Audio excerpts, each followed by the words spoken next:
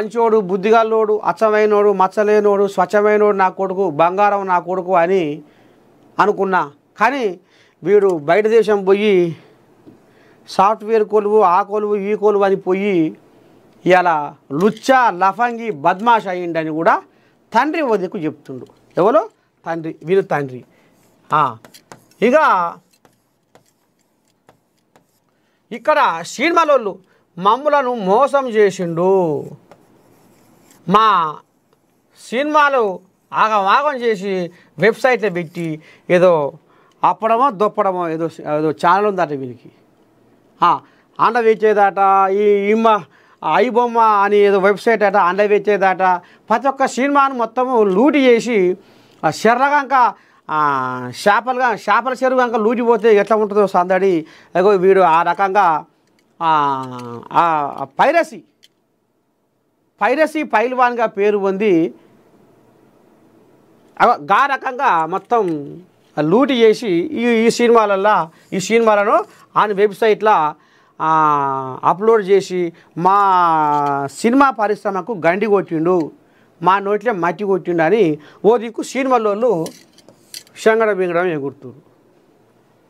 ఇక ఇక్కడ social media సంఘపోళ్ళు ఏమంటారు అయ్యా అంటే,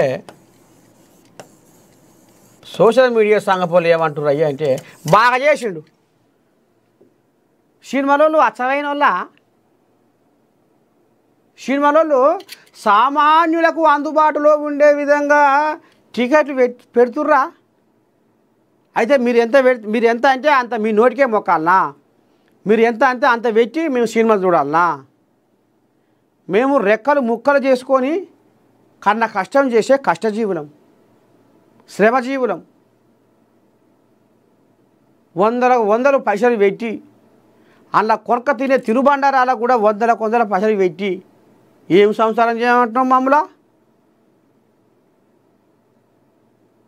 బాగా చేసిండు ఐబొమ్మ రవి గారు, బాగా చేసిండు అని ఈ సోషల్ మీడియా సంఘపోళ్ళు, ఈ సోషల్ మీడియా సంఘంలో కొన్ని కోల్యాగలు సామాన్యులకు అందుబాటులో ఉండే విధంగా ఆడు బాగానే చేసిండు, పెద్దోని కొట్టిండు, పేదోని కడుపు నింపిండు అన్నట్టుగా వాళ్ళు మాట్లాడుతారు. ఇక సిపి సజ్జనారు తప్పు ఇది, ఇట్లా చేయకూడదు, ఒకని పొట్ట కొట్టకూడదు. ఇప్పుడు సాఫ్ట్వేర్ ఉద్యోగం పేరు మీద బయట దేశంలో అండబెట్టి ఎంతోమందిని కలగలుపుకొని మోసాలకు పాల్పడ్డ ఐబొమ్మ రవి, ఇమ్మడి రవి, నువ్వు చేసింది తప్పు.